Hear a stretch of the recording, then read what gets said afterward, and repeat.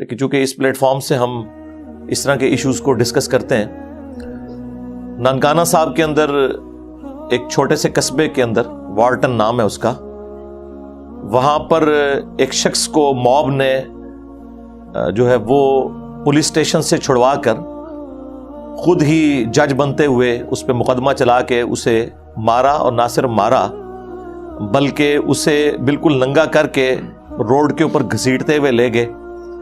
لاش کو بھی آگ لگا دینی تھی، اس وقت خیر پولیس نے کسی طریقے سے قابو پا لیا، ظاہر ہے وہ پولیس نے قابو ہی پانا تھا، اب تو کام کچھ بچا ہی نہیں تھا۔ اینڈ پہ یہ لوگ اس طریقے سے پہنچتے ہیں، اور اس کے اوپر الزام تھا توہین مذہب کا۔ اس چیز سے قطع نظر کہ اس نے کوئی توہین کی ہے یا نہیں، اصل چیز یہ ہے کہ یہ جو رویے ہیں اس قسم کے، ان کا اب کیا لینا دینا اسلام کے ساتھ؟ پوری دنیا تو اسلام کو اس حوالے سے ملائن کرے گی، سیدھی سی بات ہے۔ آپ کو پتا ہے سری لنکن ایک تھا یہاں پہ ملازم سیالکوٹ کے اندر، اس کے ساتھ جو کچھ ہوا اور بعد میں سزائے موت بھی ہوئی ان لوگوں کو جو اس میں انوالو تھے، کئی لوگوں کو قید بھی ہوئی، لیکن اس کا کوئی سبق نہیں سیکھا۔ کچھ عرصے بعد میاں چنو کے اندر بھی ایک واقعہ ہوا، وہ ایک پاگل شخص تھا جو قرآن کے اوراق کو آگ لگا رہا تھا، اسے قتل کر دیا گیا، بعد میں پتہ چلا کہ وہ تو پاگل تھا۔ اب مجھے بتائیں ایک پاگل شخص کے اوپر کون سی شریعت اپلائی ہوتی ہے؟ صحیح بخاری کے اندر یہ تعلیقاً روایت ہے، سنن ابن ماجہ میں پوری سند موجود ہے۔ سیدنا عمر نے اپنے دور کے اندر ایک پاگل شخص کے اوپر ہاتھ جاری کی تو حضرت علی نے کہا کہ اے امیر المومنین، اس شخص پہ آپ ہاتھ نہیں جاری کر سکتے، کیونکہ 3 لوگوں سے اللہ تعالیٰ نے قلم اٹھا لیا ہے شریعت کا۔ نمبر 1 جو مجنون ہے، نمبر 2 سویا ہوا شخص، اور نمبر 3 جو چھوٹا نابالغ بچہ ہے۔ تو حضرت عمر نے اپنا ڈیسیژن واپس لیا، اور یہ پوری حدیث سنن ابن ماجہ میں حضرت علی نے ہی رسول اللہ سے بھی روایت کی ہے صلی اللہ علیہ وآلہ وسلم۔ تو یہاں تو یعنی کچھ پتہ ہی نہیں چلتا۔ جوڈیشری کا نظام اس لیے ہوتا ہے تاکہ یہ پتہ چلے کہ کسی شخص نے اپنی ذاتی دشمنی نبھائی ہے اس بندے کو مارنے کے لیے، توہین مذہب کا سہارا لیا ہے، یا واقعتاً اس شخص نے کوئی ایسی توہین کی ہے۔ پھر ہر طرح کی توہین مذہب جو ہے وہ ایک طرح کا رزلٹ نہیں رکھتی کہ آپ نے اسے دنیا سے ہی ختم کر دینا ہے۔ کئی ایک جرائم ہے جن کے اوپر تعزیر ہے۔ اب یہ تو جوڈیشری کا، قاضی کا کام ہے۔ اب اگر کوئی یہ کہے کہ جی یہاں تو قانون انصاف کرتا نہیں ہے اس لیے ہم قانون ہاتھ میں لیتے ہیں، تو میرے بھائی اگر یہی بات مان لی جائے تو یہ تو بڑا خطرناک رزلٹ نکلے گا اس کا، کیونکہ جتنے اہل حدیث ہیں وہابی، وہ بریلویوں کے نزدیک گستاخ رسول ہیں۔ تو پھر ٹھیک ہے، بریلویوں کو اجازت دے دیں کہ وہ قانون ہاتھ میں لیں اور وہابیوں کا خاتمہ کرنا شروع کر دیں پاکستان سے۔ اسی طریقے سے جتنے بریلوی ہیں اور دیوبندی ہیں اور شیعہ ہیں، وہ وہابیوں کے نزدیک مشرک ہیں، وہ کہتے ہیں یہ تو اللہ کے گستاخ ہیں۔ ہم پر تو نبی الاسلام کی گستاخی کا الزام یہ لگا رہے ہیں یہ تو اللہ کے گستاخ ہیں، وہ تو ان کو بھی ختم کر دیں گے، اس کا تو اینڈ ہی کوئی نہیں ہونا۔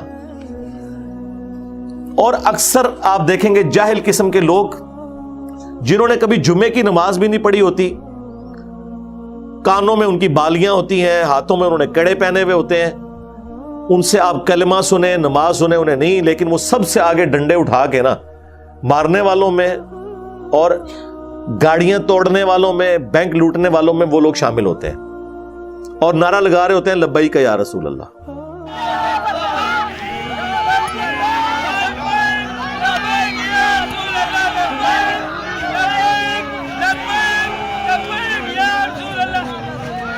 اب مجھے بتائیں رسول اللہ اگر دنیا میں موجود ہوں تو یہ ان کو یہی کہیں گے سحقن سحقن لمن غیر بعدی، ان پہ پھٹکار ہو جنہوں نے میرے بعد میرے دین کو بدل دیا۔ آج تک کسی عاشق رسول نے جو ہے وہ لبیک یا رسول اللہ کہہ کے اپنے موٹر بائک کو تو آگ نہیں لگائی ہے۔ لوگوں کی موٹر بائکس کو، لوگوں کی گاڑیوں کو، لوگوں کی املاک کو نقصان پہنچانا یہ کون سا دین ہے؟ اور پھر ہم پوری دنیا کو بتاتے ہیں فخر یہ کہ جی اسلام جو ہے وہ امن کا مذہب ہے، امن کا دین ہے۔ غیر مسلم تو اللہ کا شکر ادا کرتے ہوں گے کہ ہم اس ریلیجن میں نہیں ہیں، ادروائز ہمارے ساتھ بھی یہ کچھ ہو رہا ہوتا۔ یہاں تو ایک فرقہ دوسرے کے ساتھ بھی کر دیتا ہے نا۔ اب یہ جو شخص تھا وارث نامی، اس کے بارے میں پولیس کے بھی مختلف بیانات آ رہے ہیں. بہرحال جو ہمیں ایک لبے لباب پتہ چلا ہے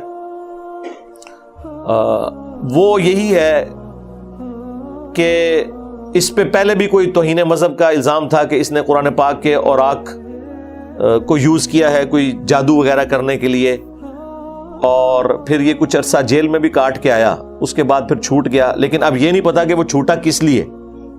اس لیے چھوٹ گیا کہ وہ الزام ثابت نہیں ہوا, یا اس نے اپنی ڈیو سزا بھگت لی تھی, یہ کوئی تفصیلات نہیں پتا.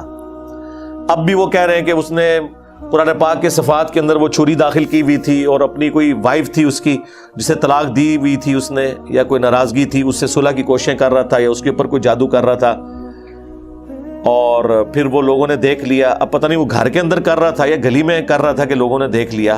اب کن لوگوں نے دیکھا وہ تو آپ کے سامنے ہے, وہ نعرہ بازی اسی طریقے سے وہ کرتے نظر آ رہے ہیں, اور اس کی ہیٹ جو ہے وہ سب لوگ محسوس کر رہے ہیں.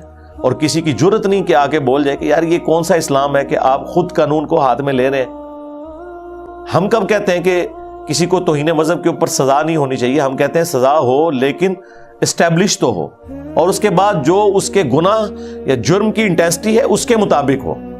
یہ نہیں ہے کہ ہر شخص کو آپ مجھے بتائیں قرآن پاک کی اگر توہین بقول آپ کے ہو گئی ہے, اس کے اوپر یہ نعرہ لگانا کہ گستاخ رسول کی ایک ہی سزا سرطن سے جدا. اب قرآن پاک کی اگر توہین ہو گئی ہے, اس کا معاملہ گستاخی رسول کے ساتھ کیسے ہو گیا؟ وہ کہے گے جی اس لیے کہ قرآن تو نبی الاسلام پہ نازل ہوا ہے. تو سرکار اگر یہی آپ نے کورالری بنانی ہے تو پھر تو ہم یہ کہیں گے کہ رسول اللہ کی پوری امت جو ہے وہ بھی تو نبی الاسلام کے ساتھ نسبت رکھتی ہے. اور جامعہ ترمذی میں اور سنن ابن ماجہ میں حدیث موجود ہے کہ کعبہ تیری حرمت ہے, لیکن ایک مؤمن کی حرمت اللہ کے نزدیک کعبے سے بھی بڑھ کے ہے. لہٰذا آپ جو مسلمانوں کا بھی دل دکھاتے ہیں, انہیں تکلیف دیتے ہیں, تو پھر اس کے اگینسٹ آپ کے ساتھ بھی یہی کچھ کر دیا جائے. اس طرح کورالریز نہیں بنتی, یہ آپ کا کام ہی نہیں ہے. جاہل اور جڈ لوگوں کا کام نہیں ہے, جوڈیشری کا کام ہے کہ وہ شواہد کی بنیاد کے اوپر فیصلہ کرے کہ یہ بندہ گستاخ ہے یا نہیں ہے, اور یہ چیز بھی ڈٹرمن کرے کہ اس کا ذہنی توازن درست بھی ہے کہ نہیں. پاکستان جیسے ملک میں مسلمان تو چھوڑ دیں, کوئی غیر مسلم بھی تصور نہیں کرتا کہ کوئی اس قسم کی گستاخانہ ایکٹیویٹی اعلانیہ پرفارم کرے گا. چھپ کے بھی بہت مشکل ہے, آج کل کوئی بات چھپی نہیں رہتی. تو یہ ڈاکٹرز کا بورڈ بیٹھے کہ اس کا ذہنی توازن کیسا ہے, اور اگر یہ ثابت ہو جائے وہ ٹھیک ہے, ہو سکتا ہے وقتی طور پہ کوئی پریشان تھا, کوئی ایکٹیویٹی پرفارم کی, مس گائیڈ ہو گیا, اس کے اوپر توبہ پیش کریں. میرا خیال ہے سب کے سب لوگ توبہ پہ آمادہ ہو جائیں کہ جب انہیں آگے جیل نظر آ رہی ہوگی. کون تیار ہوگا جیل میں جانے کے لیے؟ لیکن وہ دیکھ لیں, وہ پاکستان میں اب 295A 295B C اس کے ساتھ کہیں انہوں نے کوئی شک نہیں جوڑی ہوئی اس حوالے سے کہ اگر کوئی شخص توبہ کر لے تو اس سے وہ سزا ختم کر دی جائے گی. میں نے کئی دفعہ ریکویسٹ کی ہے کہ اس قانون کو آپ تھوڑا اپڈیٹ کریں, اس میں توبہ کی شک ڈالیں. سورۃ الفرقان کی آیت نمبر 70 میں آئے, اگر کوئی شخص شرک سے بھی توبہ کر لے اللہ تعالیٰ اس کے گناہوں کو بھی نیکیوں سے بدل دے گا. اگر کسی سے انجانے میں کوئی ایسی ایکٹیویٹی پرفارم ہوتی ہے آپ اسے سمجھائیں, ورنہ آپ تو اس ملک کے اندر رہ رہے ہیں کہ جہاں کروڑوں لوگوں کا یہ عقیدہ ہے کہ آپ ان کے سامنے قرآن کی آیت پڑھیں نا, قل انما انا بشر مثلکم, اور اس کا ترجمہ کر کے بتا دیں کہ اے نبی تم فرما دو کہ انسان ہونے میں میں بھی تمہاری طرح ہوں, یعنی ایز اے اسپیشی, مرتبے کے طور پر نہیں. تو آپ کو گستاخ رسول سمجھیں گے, حالانکہ قرآن کی آیت ہے. آپ لاکھ چیخیں کہ ہم مرتبے کی بات نہیں کر رہے, ہم جنس کی بات کر رہے ہیں, اسپیشی کی بات کر رہے ہیں. اس لیے تو آئیڈیل ہے ہمارے لیے. سورہ بنی اسرائیل میں آئے گا اگر زمین پر فرشتے آباد ہوتے ہیں تو ہم فرشتوں میں سے پیغمبر بناتے ہیں. انسان آباد ہیں تو انسانوں میں سے پیغمبر آئیں گے. مرتبے کی بالکل بات نہیں ہو رہی. مرتبہ تو کوئی فرشتہ, کوئی جن, کوئی پیغمبر رسول اللہ کے مرتبے کو نہیں پہنچ سکتا صلی اللہ علیہ وآلہ وسلم. وہ ایک الگ سے چیز ہے. آپ علیہ السلام کو اللہ تعالیٰ نے ایکسٹرا آرڈنری کوالٹیز دی ہیں. بخاری مسلم دونوں میں حدیث ہے, نبی علیہ السلام اپنی پیٹھ کے پیچھے بھی دیکھ لیتے تھے. آپ نے فرمایا تمہارا خشوع خضوع مجھ پر پوشیدہ نہیں ہے, نماز کی حالت میں میں تمہیں پیچھے سے دیکھ رہا ہوتا ہوں جب امامت کروا رہا ہوتا ہوں. حالانکہ آپ کی یہاں پیچھے آنکھ نہیں تھی, ان دو آنکھوں سے بھی ہم تو بس اس سے آگے 180 ڈگری تک بھی مشکل سے دیکھتے ہیں. نبی علیہ السلام کو 360 ڈگری کا ویژن نظر آتا تھا. یہ آپ کا معجزہ تھا. بخاری مسلم میں آیا نماز کسوف پڑھاتے ہوئے, سورج گرہن کی نماز نبی علیہ السلام کچھ قدم چل کے آگے گئے، پھر آپ نے یوں ہاتھ بلند کیا، پھر واپس کیا. صحابہ نے کہا کہ ہم نے آپ کو آج نماز میں وہ عمل کرتے ہوئے دیکھا ہے جو آج سے پہلے نہیں دیکھا تھا. تو آپ نے فرمایا کہ میں نے جب نماز شروع کی تو مجھے اللہ تعالیٰ نے جنت دکھا دی، اور اس میں بھی انگوروں کا ایک گوشہ میں نے دیکھا. میں نے ارادہ کیا میں تمہارے لیے توڑ لوں، اور اگر میں توڑ لیتا تم ہمیشہ اسے کھاتے رہتے، کیونکہ جنت کی نعمتوں کو فنا نہیں ہے. آپ ایک دانہ توڑیں گے دوبارہ دانہ اگائے گا، کیونکہ جنت میں نہ صرف انسانوں کو موت نہیں بلکہ جنت کی کسی نعمت کو بھی موت نہیں ہے. جیسے ہی دانہ آپ کھائیں گے نیا دانہ اس کی جگہ اگائے گا، اسے موت نہیں آنی. تو پھر نبی علیہ السلام نے فرمایا میں نے ارادہ ترک کر دیا. اب دیکھیں جنت ساتوں آسمانوں کے اوپر، آپ علیہ السلام کا مبارک ہاتھ زمین پہ کھڑے ہوئے وہاں پہ پہنچ گیا، دیکھ بھی لیا. تو نبی علیہ السلام کے مرتبے کو کوئی بھی ڈسکس نہیں کرتا اس حوالے سے، وہ تو آپ چھوڑ دیں. بخاری مسلم میں حدیث موجود ہے، صلح حدیبیہ کے موقع پر جابر بن عبداللہ کہتے ہیں کہ نبی علیہ السلام کو ایک پانی کا پیالہ پیش کیا گیا. پورے لشکر میں ایک ہی پانی کا پیالہ تھا. ظاہر ہے کہ وہ ریگستانی سفر کے اندر آپ کو پتا پانی ایک ایشو تھا. تو آپ علیہ السلام نے اپنا مبارک ہاتھ اس میں رکھا تو آپ کی مبارک انگلیوں سے پانی کے چشمے جاری ہوئے. اور یہ معجزہ حضرت موسیٰ علیہ السلام کے معجزے سے بڑا ہے. وہ تو پتھر پہ آسا مار کے چشمہ جاری ہوتا تھا نا، یہ گوشت میں سے پانی نکل رہا ہے. صحابہ اکرام کہتے ہیں کہ ہم لوگ اس وقت 1500 تھے، 1,00,000 بھی ہوتے نا تو وہ پانی زیادہ تھا. 1500 نے پانی پیا، جانوروں کو بلایا، مشکیزیں بھی بھر لیے، تب بھی وہ ایک پیالے کا پانی ختم نہیں ہوا. ابھی بھی اسی طریقے سے مسلسل پانی کے چشمے جاری تھے. تو نبی علیہ السلام کا یہ معجزے والا معاملہ، لہذا آپ کو جب ہم ڈسکس کرتے ہیں وہ اسپیشی کے طور پر ڈسکس کرتے ہیں. دیکھیں بخاری مسلم میں حدیث ہے کہ نبی علیہ السلام وصال کے روزے رکھتے تھے، یعنی بغیر افطار کیے اگلا روزہ رکھ لینا. صحابہ نے رکھا تو ان کی تو حالت غیر ہو گئی. نبی علیہ السلام جلال میں آپ نے فرمایا ایکم مثلی، تم میں سے کون ہے جو میری مثل ہو سکے. اب صحابہ کو پتا تھا قل انما انا بشر مثلکم، لیکن انہیں پتا تھا یہ اس حوالے سے آیت نہیں ہے. آپ نے فرمایا کہ میں تو رات کے وقت اپنے رب کے ہاں ہوتا ہوں، وہ مجھے کھلاتا بھی ہے پلاتا بھی ہے. میرا سٹیٹس تو بالکل ڈیفرنٹ ہے.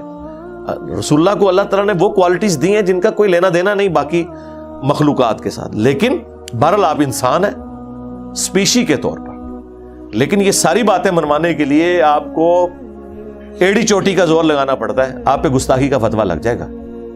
اسی لیے دیکھیں کہ لوگ اس پہ بات کرتے ہوئے ڈرتے نہیں ہیں. یہ CNN نیوز نے تو بڑی جرت دکھائی ہے کہ انہوں نے یعنی وہ رابطہ کیا. میں نے ان کو پہلے بتایا کہ آپ اس کا وزن اٹھا لیں گے، کوئی اور عالم تو تیار نہیں ہوگا یہ بات کرنے کے لیے، میں تو تیار ہو جاؤں گا، لیکن آپ اس کا وزن بھی اٹھائیں، کوئی کٹنگ نہ ہو. تو شکر ہے کہ انہوں نے لائیو چلایا پروگرام، اس میں کوئی کٹنگ بھی نہیں کی. بعد میں جو YouTube پہ بھی اپلوڈ کیا وہ ہم نے اپنے آفیشیل پیج سے شیئر بھی اسے کروایا.